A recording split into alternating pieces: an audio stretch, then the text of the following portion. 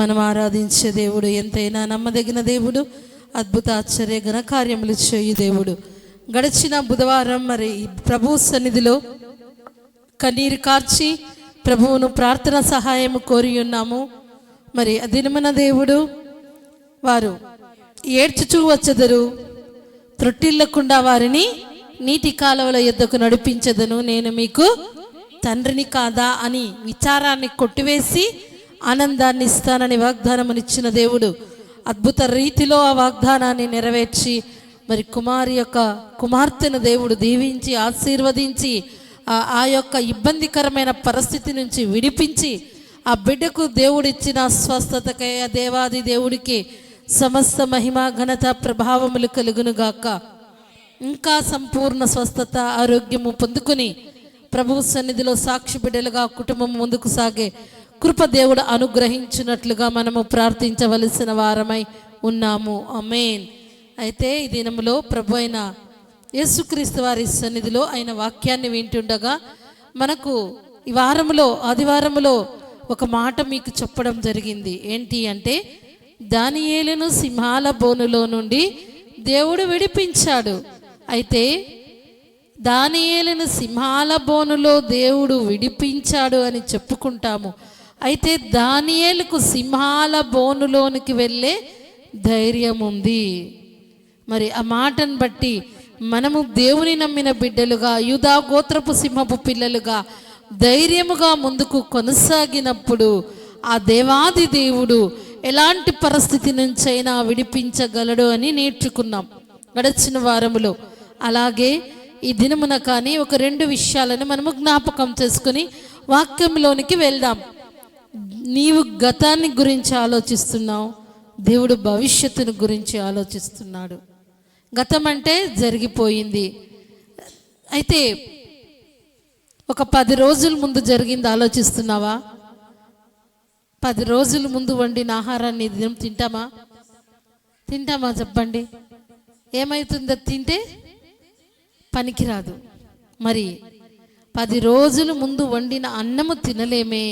10 రోజుల క్రితమో వారం క్రితమో పోయిన 10 సంవత్సరాల ముందో 20 సంవత్సరాల ముందో పోయిన వారమో నీవు కోల్పోయినటువంటి వాటిని బట్టో పొందుకున్న చేదైన అనుభవాన్ని బట్టో కఠినమైన శ్రమలను బట్టో ఆలోచించి ఆనందం అన్నది లేక అలసిపోయి దినమున ప్రభు సన్నిధిలో ఈ వాక్యం వింటున్నటువంటి ప్రతి ఒక్కరితో దేవుడు తన వాక్కు ద్వారా మాట్లాడుతున్నాడు. గతాన్ని మరచి ప్రభు యొక్క ప్రియ బిడ్డలుగా వెనకున్న వాటిని మరచి ముందున్న వాటి కొరకు పరిగెత్తవలసిన వారమై ఉన్నాం. ఈ సమయంలో దేవుని యొక్క వాక్యాన్ని మనము జాగ్రత్తగా జ్ఞాపకం చేసుకుని చదువుకుందాం. అపోస్తలుడైన పౌలు కొరింథీయులకు రాసిన 2వ పత్రిక, మైక్లో చదవండి, 6వ అధ్యాయము 1వ వచనము.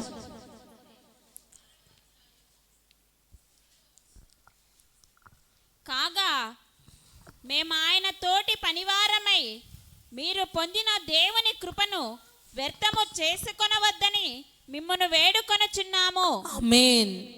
ఈ దినమున ఈ బుధవార దినమున మరి అపోస్తలుడైన పౌలు కొరింథీ సంఘానికి చెప్పిన మాటలు ఈ దినమున పరిశుద్ధాత్మ దేవుడు ఈ మాటలు వింటున్నా ఈ మాటల ద్వారా ఎవరైతే ఈ వాక్యాన్ని వింటున్నారో వారందరితో దేవుడు మాట్లాడుతున్నాడు. ఏమని సెలవిస్తున్నాడు అంటే చెప్దాము, దేవుని కృపను వ్యర్థము చేసుకొనవద్దని మిమ్మును వేడుకొనుచున్నాను. ఆమేన్. నీ జీవితములో దేన్నైనా వ్యర్థం చేసుకున్న వాటి వలన నీవు అంత బాధపడినా కానీ పొందుకోగలవు. కానీ ఈ దినమున దేవుడు సెలవిస్తున్న మాట, దేవుని కృపను నీవు వ్యర్థము చేసుకోకు. నీ ఆస్తి పోయినా, నీకున్న సమస్తము కోల్పోయినా, ఏమి కోల్పోయినా తిరిగి పొందుకోగలవు. కానీ దేవుని కృపను వ్యర్థము చేసుకున్నట్లయితే, ఆ దేవాది దేవుని కృపనే కోల్పోతే కృంగిపోయిన స్థితిలో నీ జీవితము మిగిలిపోతుంది. యోబు జీవితంలో అన్నీ కోల్పోయాడు, కానీ అతడు చెప్పిన మాట ఏంటి అంటే, దేవుడు ఇచ్చిన వాటన్నింటిని బట్టి కృతజ్ఞతలు చెల్లిస్తూనే ఉన్నాడు. నీవిచ్చావు, నీవు తీసుకున్నావని హృదయపూర్వకముగా మనుషులు మెచ్చుకోవాలన్నా, స్నేహితులు చూడాలన్నా, ఎవరు చూడాలని కాదు, నా దేవుడే ఇచ్చెను, నా దేవుడే తీసుకొనెను అని ఆ మాట అతను చెప్పడానికి యోబు ఎల్లప్పుడూ జీవితకాలం అంతా కృతజ్ఞత కలిగి దేవుని కృపను అతను అనుభవిస్తున్నాడు కాబట్టి ఆ మాట చెప్పుకోగలిగాడు. ఈ దినమున ప్రభు యొక్క సన్నిధానములో ఉన్న నీవు ఏమేమి కోల్పోయావో వాటి గురించి నీవు ఆలోచించి చింతించక, నీ దగ్గర, నా దగ్గర, మన దగ్గర దేవుడు ఉచితముగా ఇచ్చినది, మనలను ప్రేమించి ఇచ్చినది, యోగ్యులము కాకపోయినా ఆయన ప్రణాళికలు, ఆయన ప్రేమను బట్టి మనల్ని ప్రేమించి దేవుడు మనకిచ్చినది ఏంటి అంటే ఆయన కృప. కృప విలువైనదండి. కృప చరిత్రనే మార్చగలదు, ఒక వ్యక్తి జీవితాన్నే మార్చగలదు, ఎంతో అద్భుత సాహస ఘనకార్యములు చేయగలదు దేవుని యొక్క కృప. కృపను వ్యర్థం చేసుకోవద్దు అంటే ఏంటి అంటే ఆ కృప దేవుని యందు భయభక్తులు కలిగి దేవుడి నుండి మరి మనము పరలోక రాజ్య వారసులగుటకు అర్హత లేకపోయినా దేవుడు ప్రేమతో ప్రేమించి మనకిచ్చినటువంటిదే ఆయన కృప. కృప అంటే ఇదే, యోగ్యత లేకపోయినా పొందుకునేదే కృప. మరి మనల్ని లోకములో నుండి దేవుడు వేరుపరచి రాజులైన యాజక సమూహముగా, సొత్తైన ప్రజగా, ఆయన పేరు పెట్టబడిన ఆయన జనాంగముగా దేవుడు మనలను ఏర్పరచుకున్నది దేవుని యొక్క కృప. నీవు నా సొత్తు అన్న మాట దేవుని యొక్క కృప. నా పేరు పెట్టబడిన నా జనులారా అన్నది దేవుని యొక్క కృప. ఈ దినమున మనము జీవిస్తున్నాము అంటే దేవుని యొక్క కృప. ఈ దినమున మనమందరము ఆయురారోగ్యాలతో ప్రభు యొక్క సన్నిధానములో ఆయనను ధ్యానిస్తూ, ఆయనను స్మరిస్తూ దేవుని మాటలు వింటున్నామంటే దేవుని యొక్క కృప. ఈ కృపను వ్యర్థము చేసుకోవద్దు, ఈ కృపను కోల్పోవద్దు. గొర్రెల దొడ్డిలో ఉన్న దావీదును ఇశ్రాయేలీయులకు రాజుగా చేసినది దేవుని యొక్క కృప. కృప వలన అద్భుతమైన కార్యాలు జరుగుతాయండి. కృప అనేది కొనలేనిది, కృప అనేది ఎక్కడ దొరకదు, కానీ దేవుడిచ్చేది మాత్రమే కృప.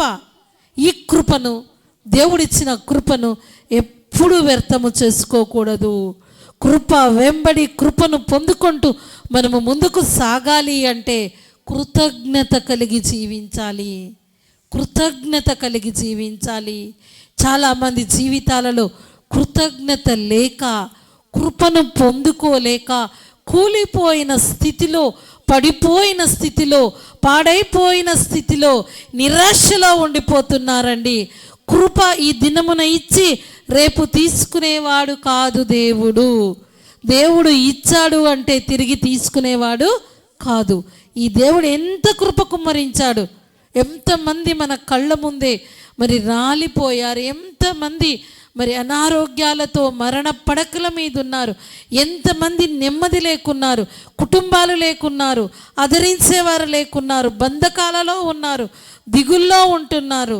మనల్ని ఎంతగా దేవుడు ప్రేమించాడు, ఎంతగా దేవుడు దీవించి ఆశీర్వదించాడు. మరి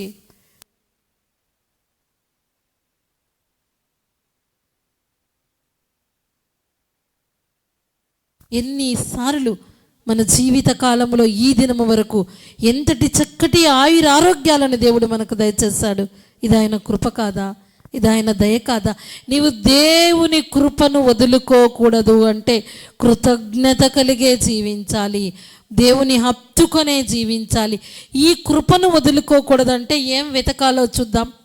బట్టల షాప్కు క్రిస్మస్ వచ్చిందంటే మనం బట్టల షాప్కి వెళ్తాం, వెళ్ళి మంచి షాప్స్లో వెతికి వెతికి వెతికి మనకి ఇష్టమైనది కలర్ తెచ్చుకుంటాం, అంతే కదా. పోనీ కూరగాయల మార్కెట్కి వెళ్ళామంటే ఆ వెజిటేబుల్ షాప్లో వెతికి వెతికి మంచి కూరగాయలను వెతికి తెచ్చుకుంటాం. ఈ కృపను కోల్పోకూడదు అంటే నీవు ఏమి వెతకాలో అన్నది చూద్దాం. ప్రభు యొక్క వాక్యములో నుండి 105వ కీర్తన 3-4 వచనాలను మనము చదువుదాం. ఆయన పరిశుద్ధ నామమును బట్టి అతిశయించుడి, యెహోవాను వెదకువారు హృదయమందు సంతోషించుదురుగాక. యెహోవాను వెదకుడి, ఆయన బలమును వెదుకు. ఆమేన్. ఏం వెదకాలి అంటే దేవుణ్ణి వెదకాలి, దేవుని సన్నిధానములో ఆయనను వెతకాలి, ఆయన బలాన్ని వెతకాలి. ఎవరైతే దేవుని యొక్క సన్నిధానములో ఆయన కొరకు కనిపెట్టుకుని ఉంటారో వారు ఎలాగుంటారు అంటే సంతోషంగా ఉంటారు.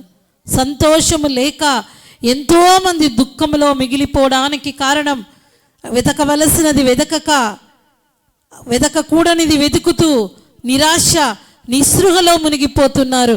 గడిచిన పునరుత్థాన ఆరాధనలో మనతో దేవుడు సూటిగా మాట్లాడి ఉన్నాడు. చెడ్డవాటిని ఆశించి వారు దేవుని యొక్క ఆశీర్వాదం కోల్పోయి కూలిపోయి చనిపోయిన పరిస్థితుల్లో ఇశ్రాయేలీయులు ఉన్నారని, మనము చేయవలసింది ఏంటి అంటే కృపను వదలని వారముగా కృపను పట్టుకొని కృపను అనుభవిస్తూ ముందుకు సాగాలి. అంటే దేవుణ్ణి బట్టి అతిశయించాలి. అతిశయము అంటే అది గొప్పగా అనుకోవటం. కొంతమంది ఒక ఉద్యోగం, మంచి ఉద్యోగం ఉందనుకో, నాకేంటి ఉద్యోగం ఉండటం మంచిదే, కానీ దాన్ని బట్టి అతిశయించకూడదు, దేవుణ్ణి బట్టి అతిశయించాలి. ఉద్యోగము చేయాలి అంటే నీకు మైండ్ ఉండాలి, ఆలోచన ఉండాలి, ఆరోగ్యం ఉండాలి, అన్నీ అనుకూలించాలి. అన్నీ అనుకూలించి చేతికి డబ్బులు తీసుకున్న ఆ వచ్చిన డబ్బులు నీవు అనుభవించాలి అన్న దేవుని కృప అవసరము. మనము అతిశయించవలసింది, సంతోషించవలసింది దేవుణ్ణి బట్టే. ఏదైనా ఆపదొచ్చిందా, నా దేవుడు నాకున్నాడు, నా దేవుడే నా బలము, నా దేవుడు నాకు సహాయకుడు, నా దేవుడు నాకు సహాయము చేస్తాడు, ఎంతటి కార్యమైనా చేస్తాడు, ఆయన ఎంతైనా నమ్మదగిన దేవుడని చెప్పగలిగే మనస్సు నీకుండాలి. ఆ మనస్సు లేకుండా నేను భక్తి చేస్తున్నా, నేను విశ్వాసిని అంటే అది కానే కాదు. ఏదైనా సంతోషం వచ్చింది అంటే, ఏదైనా సంతోషము ఆనందం అనుభవిస్తున్నావంటే నా దేవుని వలన, నా దేవుని దయ వలన, నా దేవుని కృప వలన ఈ దినమున నేను ఈ రకమైన సంతోషాన్ని అనుభవిస్తున్నానని చెప్పగలగాలి. ఆ అనుభవంలోనికి రావాలి. కృప కలిగిన వారి మాటలు, కృపను అనుభవించే వారి మాటలు ఎలాగుంటాయి అంటే దేవుని బట్టే అతిశయిస్తుంటారు. ఆపదైనా దేవుణ్ణి అడుగుతారు, ఆనందమైన దేవునికి కృతజ్ఞతలు చెల్లిస్తారు. ఈ దినమున దేవుని యొక్క సన్నిధానములో ఉన్న మనందరము చేయవలసింది ఏంటి అంటే ఆయన కృపను మనము వదులుకోకూడదు. మరి 4వ కీర్తనలో ఒక మాట చూద్దాం. కృపలు పొందుకోని వారు అడిగే మాట ఏంటి అంటే 6వ చరణాన్ని ఒక్కసారి చదువుదాం. మాకు మేలు చూపువాడెవడని పలుకువారు అనేకులు. చాలు, చాలా మంది చెప్తున్నారంట. ఏమని చెప్తున్నారు? మాకు మేలు చూపువాడు ఎవరు అని పలికేవారు అనేకులు. ఆ అనేకులలో మనము లేకపోవడమే కృప.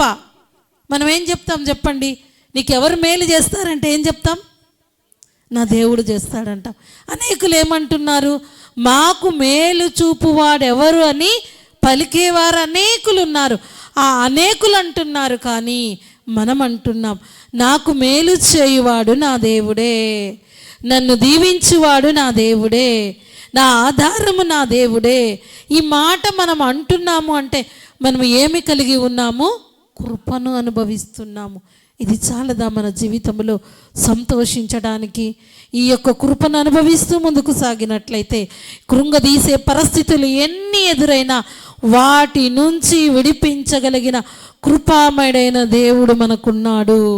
మరి అలాగే కింది వచనాలు చదువుదాం. 4వ కీర్తన 7వ చరణం. యెహోవా నీ సన్నిధి కాంతి మా మీద ప్రకాశింప చేయుము. వారి ధాన్య ద్రాక్షరసములు విస్తరించిన వాటి నాటి సంతోషము కంటే అధికమైన సంతోషము నీవు నా హృదయములో పుట్టించితివి. యెహోవా నెమ్మదితో పండుకొని నిద్రపోవుదును. నేను ఒంటరిగా ఉండినను నీవు నన్ను సురక్షితముగా నివసింపజేయుదువు. ఎంతో మంది ఉన్నా కొంతమంది ఒంటరి స్థితిలో ఉంటున్నారండి.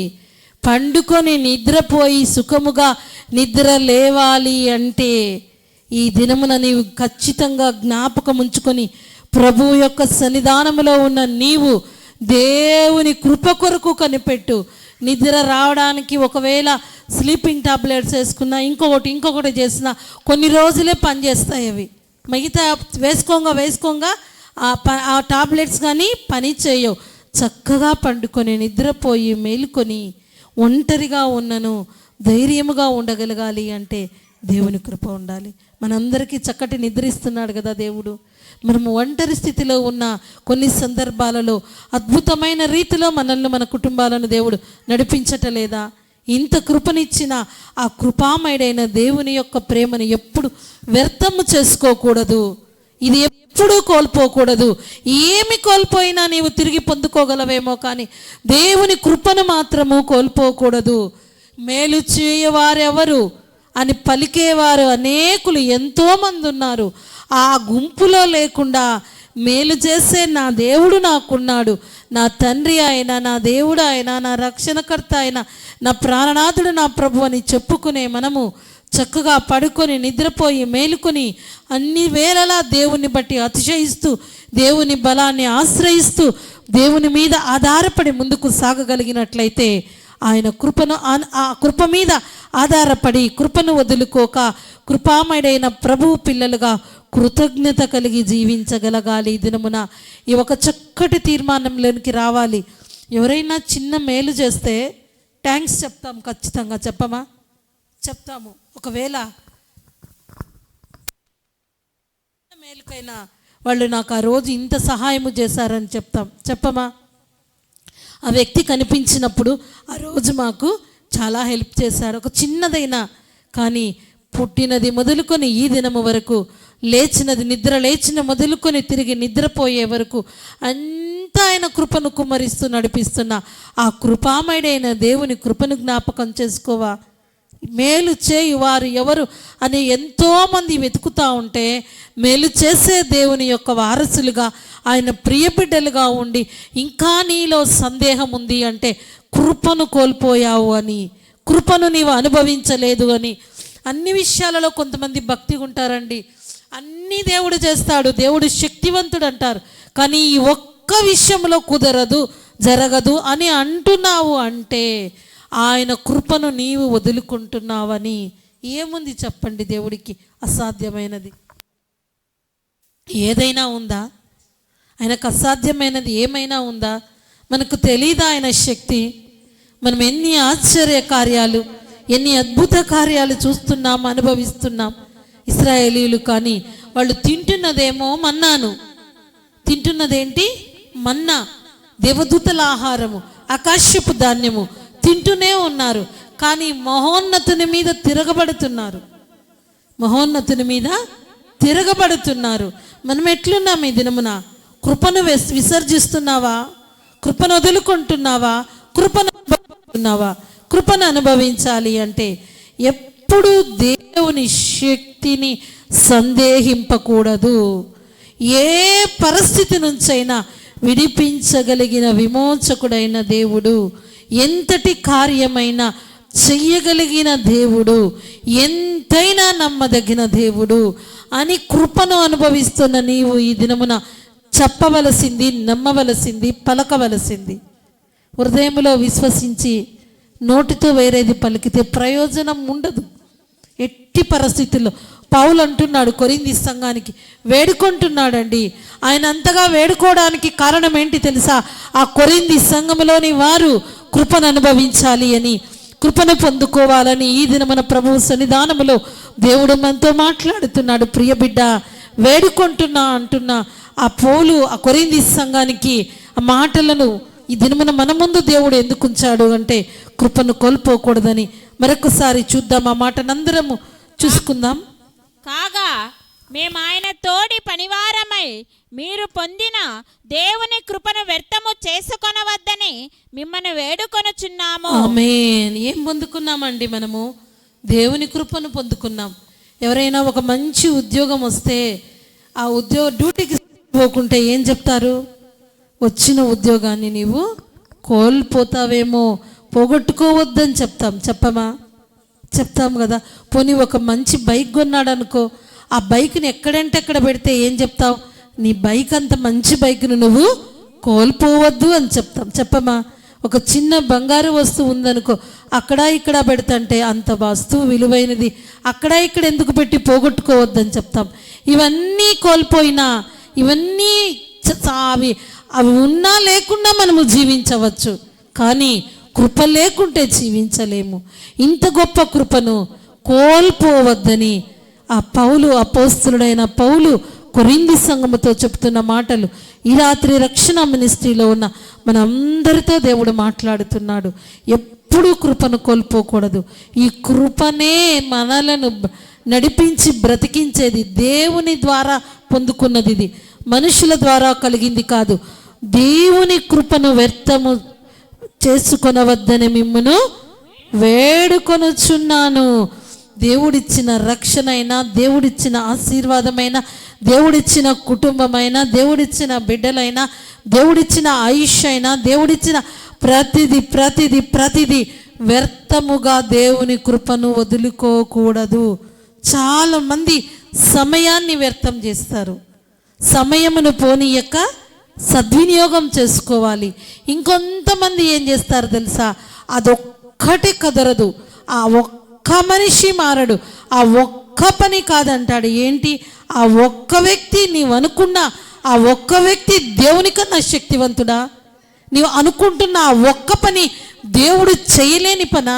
ఇశ్రాయేలీలు కదా అదే అన్నారు కదా, మన్నాను తింటూ మహోన్నతుని మీద తిరగబడుతూ వారు చెప్తున్నారు, ఈ అరణ్యములో మాకు దేవుడు భోజనము సిద్ధపరచగలడా? వారు క్వశ్చన్ మార్క్ అక్కడ. 78వ కీర్తన ఇంటికి వెళ్ళాక మీరు అందరూ ధ్యానించండి. ఎప్పుడు వీలైతే అప్పుడు 78వ కీర్తన చదవండి. ఈ అరణ్యములో దేవుడు మాకు భోజనము సిద్ధపరచగలడా? సిద్ధపరచిన మాంసమును ఇవ్వగలడా? 4 దిక్కులు చూశారు కానీ సిద్ధపరచలేడా? సిద్ధపరచగలడు కదా. ఈ దినమున నీ మాటలు, నీ ఆలోచన, నీ హృదయాంతరంగములో దేవుని కృపను కలిగిన నీవు ఏమి ఆలోచిస్తున్నావు? ఇశ్రాయేలీయులలాగే మన్నాను తింటూ మహోన్నతుని మీద తిరుగుబడే గుంపులో నీవు ఉన్నావా? దేవుని కృపను పొందుకొని నా దేవుడు నా పక్షముగా ఏ కార్యమైనా చేస్తాడు, నాకు కావలసింది నన్ను దీవించడానికి. మరి పడుకొని నిద్రపోయి మేలుకుంటావు. అంతేకాకుండా ఒంటరిగా ఉన్నాను, నేను నీకు తోడై ఉంటానన్నాడు. నీ వెనక నీ ముందు నేను నిన్ను ఆవరించి ఉన్నానన్నాడు. ఇన్ని రకాలుగా దేవుడు చెప్పినప్పటికీ మరొక అద్భుతమైన మాట, ఇశ్రాయేలీయులను కాపాడువాడు కునుకడు నిద్రపోడు. కునుకక నిద్రపోక రెయ్యింబగళ్ళు కాపాడుతున్న ఆ కృపామయుడైన దేవుని కృపను మనము అనుభవిస్తున్నాము. ఈ కృపను ఎప్పుడు కోల్పోతారు తెలుసా? ఈ మాట చెప్తారు, మేలు చేసేవారు ఎవరున్నారు? మేలు చేసే దేవుడు ఉన్నప్పటికీ, దేవుడి శక్తిని పొందుకుంటున్నప్పటికీ నాకెవరు సహాయం చేస్తారు? నన్నెవరు పట్టించుకుంటారు? నాకు ఆశ ఎక్కడుంది? ఈ అన్ని అవిశ్వాసపు పలుకులు, ఉన్న కృపను కోల్పోయే వాళ్ళు పలికే మాటలు.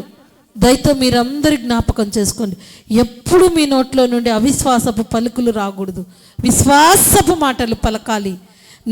నీ పెదవులలో నుండి వచ్చే ప్రార్థన నేను మానక అంగీకరిస్తానన్నాడు.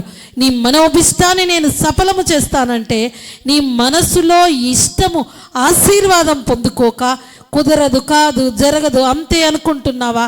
జరిగిపోయిన గతాన్ని వదిలేసి ఇప్పటి వరకు దేవుడి సన్నిధికి వచ్చే వరకు, ఈ కొరింథీ పత్రికలోని వాక్యాన్ని నీవు చదవక ముందు వరకు జరిగిన గతాన్ని వదిలేసి ఇప్పుడు ఒక విషయాన్ని ఆలోచించు. గతాన్ని గురించి ఆలోచిస్తే నెమ్మదిగా ఉండలేవు, సంతోషంగా ఉండలేవు. మొదటగా నువ్వు గతాన్ని గురించి ఆలోచించే వ్యక్తివైతే తిను మరి 3-4 రోజుల ముందు వండిన ఆహారాన్ని తినలేవు. కానీ ఆ విషయాల గురించి ఆలోచిస్తూ ఈ దినమున దేవుడు అంటున్నాడు, ఏమి ఇస్తున్నాడు? నువ్వు పండుకొని నిద్రపోయి మేలుకొందువు. చదువమ్మ చివరి వచనం.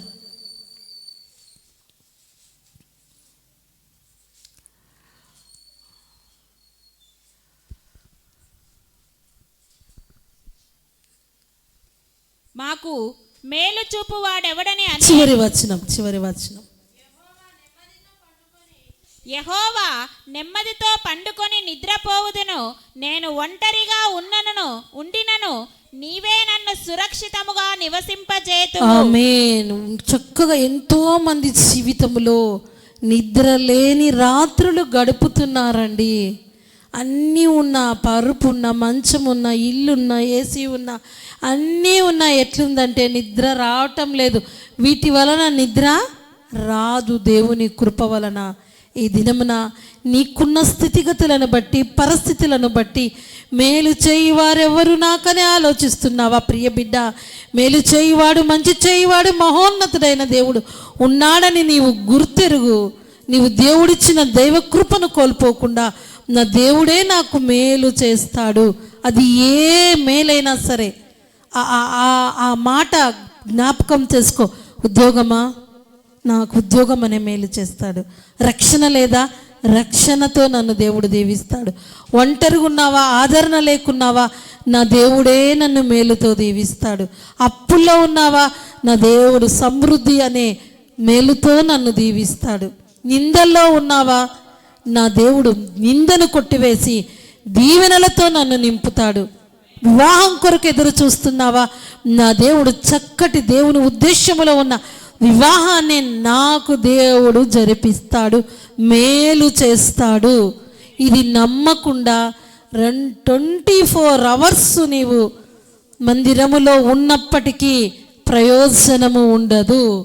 దేవుణ్ణి బట్టి, దేవుని బలాన్ని బట్టి, దేవుడి యొక్క శక్తిని బట్టి జీవించగలిగే అనుభవములోనికి నీవు రాగలిగినట్లయితే దేవుని యొక్క కృపను కోల్పోకుండా ఎలాంటి పరిస్థితుల్లోనైనా ముందుకు కొనసాగగలిగిన ధైర్యముతో దేవుడు నిన్ను నింపి సురక్షితముగా కాపాడుతాడండి.